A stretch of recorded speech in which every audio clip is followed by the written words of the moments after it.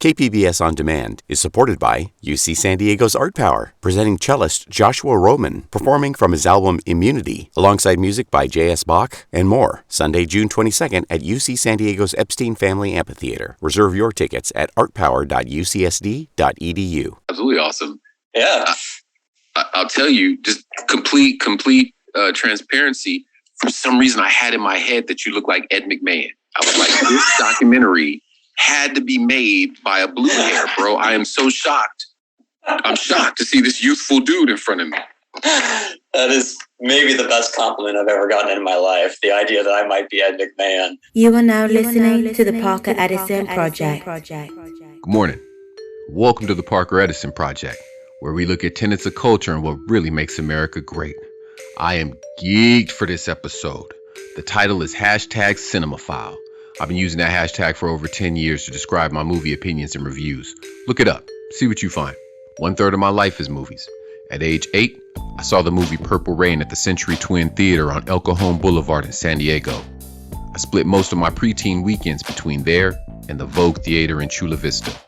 I stole my walk from Prince, and Axel Foley taught me how to talk to people. I saw Friday on a Sunday back to back with Bad Boys. But my all-time favorite director is New York's Spike Lee. In 2019, I did a lecture series at San Diego State University called New Cinema Classics, where we examined movies released post-2000 and broke down their impact on pop culture. I dedicated a whole section to Spike's catalog because there are so many layers to what he does. He's a master craftsman. For instance, his 1989 masterpiece, Do the Right Thing, has a scene where character Radio Raheem gives a moving talk in the middle of the street about love and hate. Hey! It was with this hand that Cain iced his brother. Love. These 5 fingers, they go straight to the soul of man. The right hand, the hand of love. The story of life is this.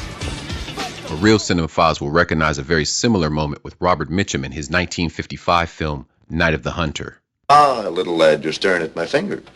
Would you like me to tell you the little story of right hand, left hand? The story of good and evil? H-A-T-E.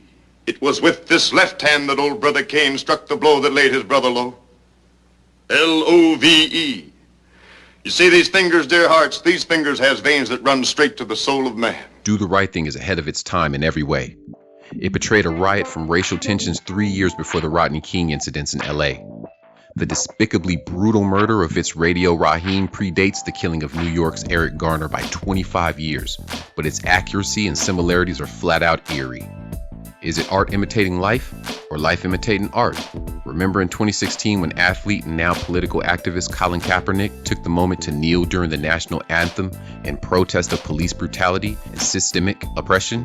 Remember when genius director John Singleton depicted this exact scenario in 1995's Higher Learning? Hey, why you going to this school? Well, because that's what they say you need to do to make it in the country. What's making? Check out this situation. You at a football game. There's thousands of people there. All of them white. The American flag is right above your head. They're about to play the national anthem. All these people turn around and look you dead in your eye. What do you do? Yeah. A movie is the closest we can get to reading another person's mind. It lets you see what people think, how it sounds, looks, and probably felt to them. So I'm going to introduce you to a couple of local directors. Let's get into it. I'm speaking with author, musician, and now director, Ben Johnson. Ben, how are you? I'm doing well, Parker. How are you doing? Not bad, not bad. I'm talking to you because you made a movie, and that's a really big deal. You didn't just shoot something in your backyard and show it to people on your phone.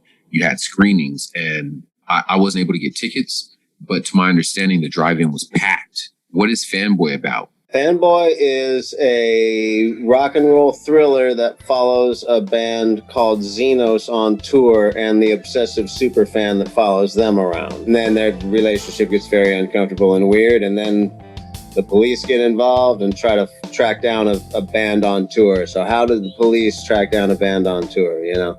Wild Interesting. How did that come about? I was in the middle of my third book, but I put that on hold and I just hammered out this script because you strike while the iron is hot. Bam, bam, bam, bam, bam, bam, bam, bam, bam. And I just wrote it out. I went over it like 4 or 5 times, edited it up. So we started casting and blah, blah, blah, blah, blah, blah, blah, blah, blah, blah. 5 years later, I got it into the drive-in. And yeah, I mean, I benefited from the pandemic, I'm not going to lie, because there was nothing else to do at all. When the tickets went on sale, the first one sold out in like 4 hours, the first screen, which is 180 cars. So it's like, that was like, wow, 180 cars. So then that one sells out. Another screen sells out. Then I like talked to the guy, the drive-in CEO guy. I was like, hey man, these sold out in minutes. Like, how about the same night? I know you don't want to give me another night. You don't want to commit to it. How about the same night? We do 2 more screenings, bam, like that. Five screens total. Ended up being like 1,500 people seeing this thing, at the drive-in, like some 700 and over 700 cars. You have SoCal rap producer Milky Wayne in there, and he's also a contributor to the soundtrack. Mm-hmm. Do you know how that came about? Wayne was great, and I wish I could have had him in a larger part. It came about because I met him a long time ago, and we used to sling sandwiches and smoothies together while he was slinging beats and I was just making my first bands. Word. His resume is incredible. Matter of fact. Hey, this is Milky Wayne. Check out my new record, Serwin Vega, iTunes, Apple Music, everywhere it's streamed. I haven't seen it yet, and I know some of my listeners are going to want to. How can we see Fanboy? It is on Amazon Prime, and you can go there, fanboythemovie.com, and that has a link that takes you right to the watch link. I'm going to watch it tonight. Thanks a lot, Ben Johnson. Thank you. Ben Johnson just gave us a quick rundown on how his DIY thriller Fanboy came about. Next, I called up documentarian Bill Perrine. His 2017 project, It's Gonna Blow, examines what happened when San Diego's rock scene started to get attention from the major rock labels. I'm on the scene. I saw Bill's movie in real time. It's been a minute since I spoke with him. Here's some of our conversation. We're talking about your documentary, It's Gonna Blow. Where does the title come from? It mostly comes from a Truman's Water song called Aroma of Gina Arnold. It was basically Truman's Water's kind of rant about this local critic named Gina Arnold, who was sort of a cheerleader of alternative culture and grunge and that sort of thing. What inspired you to make this documentary? There's not really like one particular thing that inspired me. It wasn't like a flash of inspiration or anything like that. It was more a feeling of why hasn't somebody done this already? But a lot of times things you do are because you wish somebody else would do them for you, and you get tired of waiting for somebody to do it. You know what I mean?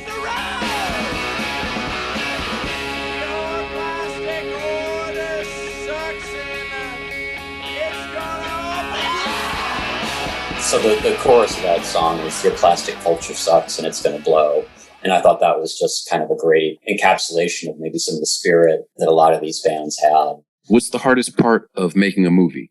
All of it. It's all terrible, and I recommend nobody do it. It's really awful. Here's where I get pretentious. Keeping your vision intact, like what you really want the movie to be about, while also allowing the movie to kind of grow organically and become something else if it needs to. You go in with your own ideas, and sometimes those need to be altered, and you have to kind of figure out how to let it alter without completely going off the rails.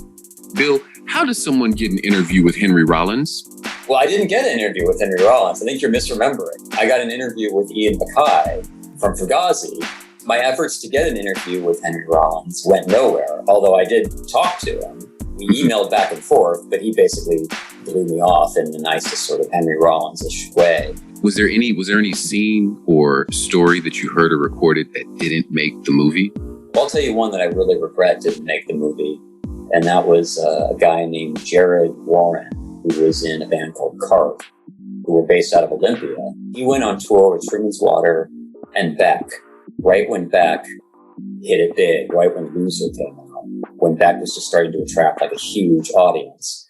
And sure enough, Jared had these really funny stories about, if I remember right, people would, talk all the way through the Carp set. They would talk all the way through the Truman's Water set.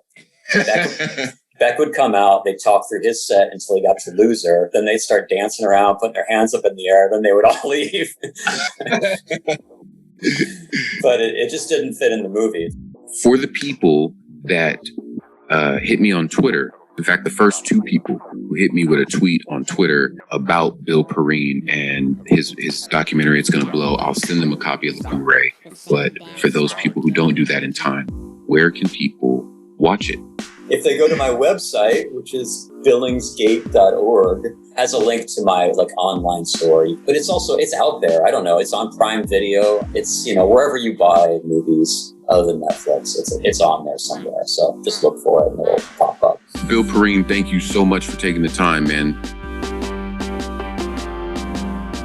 I would be remiss if I did not mention the part escapism plays in the movie-going experience. It's a well-known fact that people watch familiar movies on repeat to create a feeling of stability. Even the films I've mentioned here may speak to my subliminal longing for the normalcy of life before the pandemic. I say normalcy with air quotes, but you can't see that. I don't know. Who's to say? In any case, if you're looking for some good places to get away, let me suggest these. Aviator, Sid and Nancy, Mo Better Blues, Paid in Full, Miyazaki's Spirited Away, and Tampopo. That's just my list. I'm gonna get you a couple more fire suggestions from my guy King Dice in an episode of MMSM. You stay tuned. You are now listening to the Parker Edison Project. KPBS On Demand is supported by UC San Diego's Art Power, presenting cellist Joshua Roman, performing from his album Immunity, alongside music by J.S. Bach and more. Sunday, June 22nd at UC San Diego's Epstein Family Amphitheater. Reserve your tickets at artpower.ucsd.edu. Hello, this is Maya from Maya's Cookies San Diego. We are America's #1 Black-owned gourmet vegan cookie company. You can check us out on our social media at Maya's Cookies San Diego. I love you. I think I always will. Even now, I'm reeling from the effect that you'll have on the rest of my life. I'm different now. As badly as I want to feel the heat between us, I know exactly how this is going to end. Now streaming at platformcollection.com is the new film short, Run Rick, a who's who of San Diego talent. Brought to you by the good people at Platform Collection.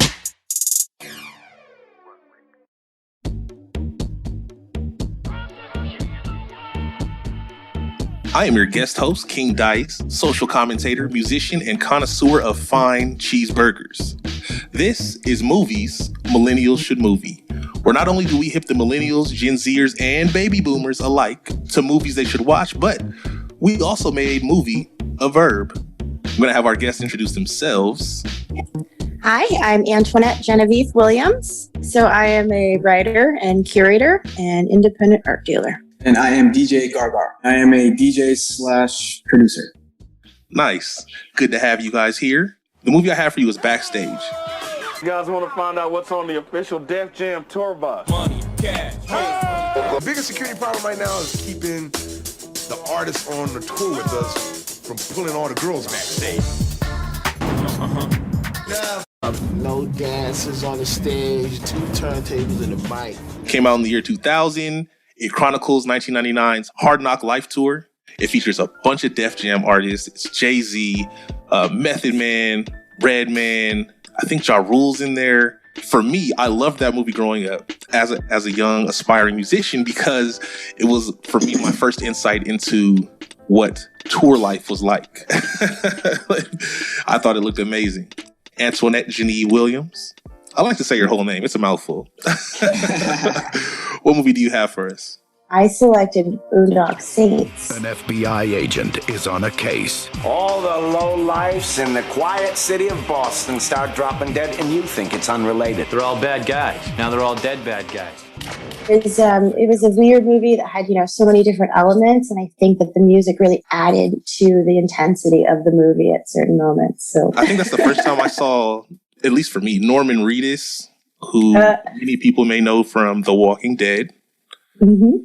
Yeah, that's a great movie. I love that movie. DJ GarGar. My pick is Breakin'/Beat Street. Oh, let's go. Beat Street. Beat Street. Beat Street. Beat Street. Beat Street. Beat Street.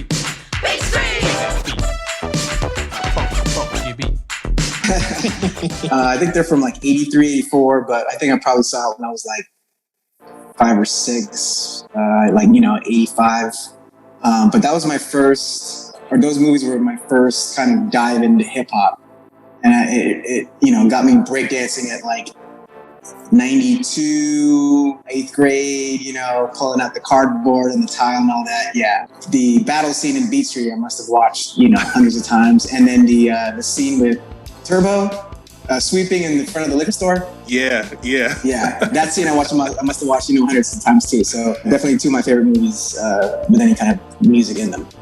Those are great movies. I definitely remember some of my favorite scenes from that movie. So for my movie, I'm going to give Backstage 4.5 boom boxes. This is record breaking. The first time I've given a half emoji to any movie.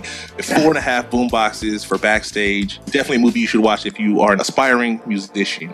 So I was thinking long and hard about my emojis because, it's a weird movie. And I think it would have to be like the scary face, screamy emoji, and maybe like 1 or 2 of those.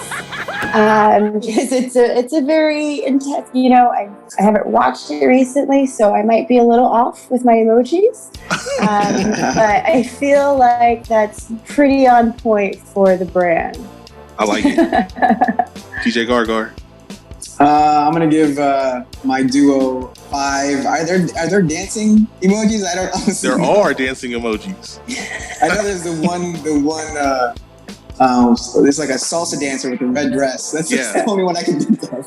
So I'll give my movies 5 of those red dress ladies. I thought for sure you were going with brooms. Oh, good call, man. Good call. Yeah, it should have been brooms. You're right. Right. These emojis are going to mean so much more after you've seen these films. But I digress. Antoinette Williams and DJ GarGar, please tell the people where they can find you. So you can find me at Gen, that's GEN 87, that's my middle name, Genevieve. And then I also run an online art gallery, and you can check that out at apotheosisart.com. There. And you can find me, Google, Instagram, Twitter, DJ GarGar. And then on Facebook, it's Gar Double Productions. I've been your guest host, King Dice. Follow me on social media, or just go to my website and see all of my good handles. It's kingdicesays.com. This is another segment of Movies Millennials Should Movie.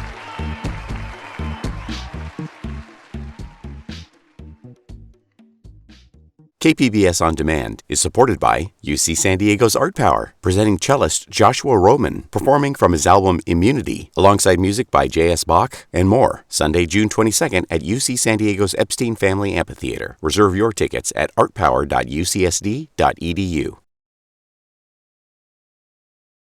Like you heard me say during Bill Perrine's interview, the first 2 people to comment or message me on Twitter will receive a copy of his rock documentary, It's Gonna Blow.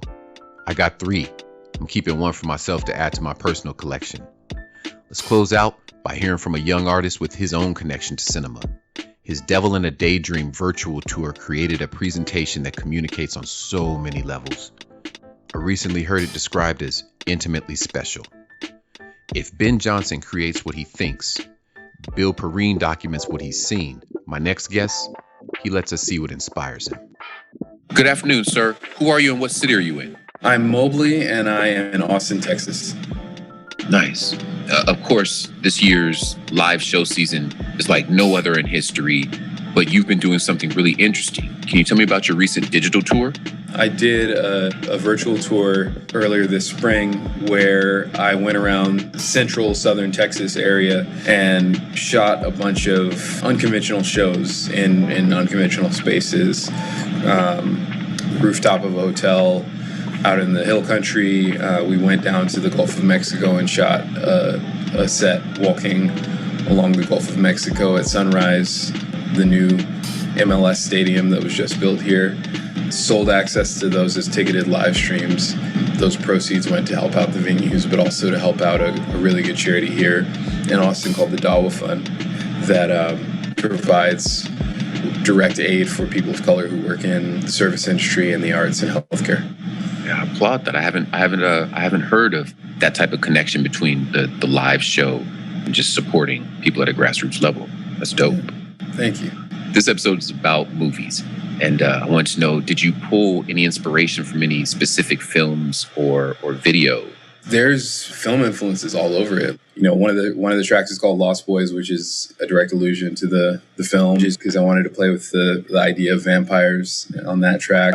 A lot of the headspace that I was trying to occupy and score across the record was really strongly inspired by the influence of visual media, and in particular film is really all over the record. What's a movie everyone should watch? The last movie that I really, really enjoyed in I need to rewatch this kind of way was Knives Out. I haven't seen that yet. Oh, yeah. Yes. That's a good movie. That's a dope suggestion. I'm going to go look that up. And also, I really dig number 5 off the album. Would you do me a favor and just introduce it for the listeners? Yeah, absolutely. That's a track called Mate. I actually wrote that song for my wife. It was the first song I wrote for my wife, and we live together, so it's really hard to surprise her with music. So I came up with 2 or 3 hours worth of errands that we needed done, and I was like, oh, can you go do this? I have to work on some stuff here. And so while she was gone, I just rushed to record everything. And basically what you hear on the record, I recorded in that 2-3 hour span. And then when she got back, I played it for her and she loved it. So I put it on the record and hopefully y'all like it. I'm Mobley and I'm from Austin, Texas.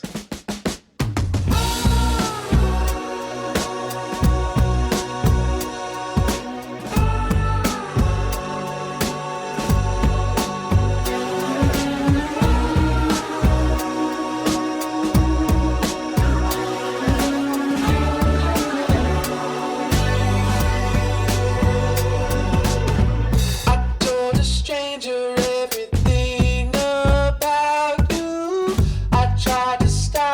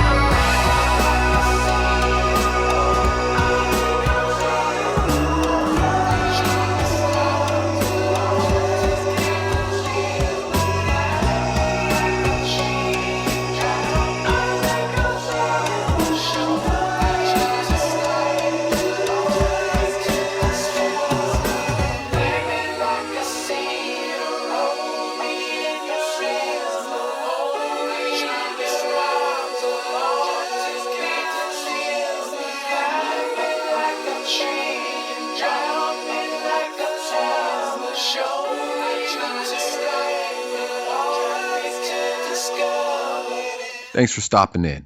The Parker Edison Project is produced and hosted by yours truly, Parker Edison, and the good people at Platform Collection.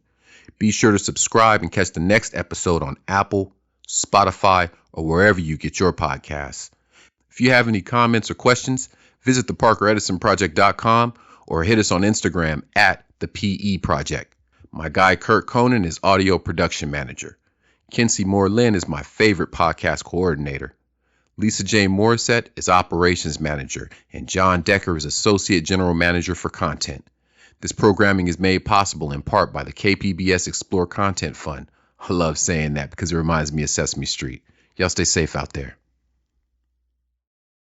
KPBS On Demand is supported by UC San Diego's Art Power, presenting cellist Joshua Roman, performing from his album Immunity, alongside music by J.S. Bach and more, Sunday, June 22nd at UC San Diego's Epstein Family Amphitheater. Reserve your tickets at artpower.ucsd.edu.